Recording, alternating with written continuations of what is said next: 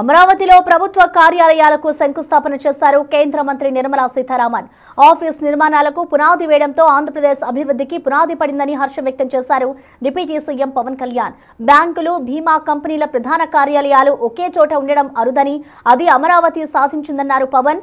AP అభివృద్ధికి కేంద్రం, ప్రధాని నరేంద్ర మోడీ ఎంతో సహకారం అందించారని తెలిపారు. లక్షల కోట్ల రూపాయల పెట్టుబడులు, లక్షల మంది ఉపాధి అవకాశాలు వచ్చాయన్నారు. సహకరిస్తున్నకు ప్రధానికి, కేంద్ర మంత్రి నిర్మలా సీతారామన్ కు ధన్యవాదాలు తెలిపారు. పునాది వేసింది కేవలం భవనాలకు కాదు, ఆంధ్రప్రదేశ్ భవిష్యత్తుకు పడిన పునాది. అమరావతికి ఆర్థిక కేంద్రం, విద్యా కేంద్రం, ఒక పరిశోధనా కేంద్రం, ఒక మంచి పరిపాలనా కేంద్రంగా ఎదగడానికి నేటి పునాది బలం చేకూరుస్తుంది.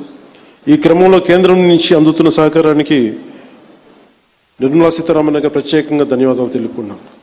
ఒకసారి ఆంధ్రప్రదేశ్ ప్రజలందరూ కూడా ఎన్డీఏ ప్రభుత్వం ఏర్పాటు తర్వాత మనకి గౌరవ ప్రధానమంత్రి మన మోడీ గారు అందించిన సహకారం, ఆయన నాయకత్వంలో ప్రత్యేకించి ఆంధ్రప్రదేశ్కి వైజాగ్లో మీరు పెట్టుబడులు దాదాపు జనవరిలో 2 లక్షల కోట్లు పెట్టుబడికి ఆ రోజు ముందుకు తీసుకెళ్లారు. 7.5 లక్షల ఉపాధి అవకాశాలు, 2 లక్షల కోట్లు.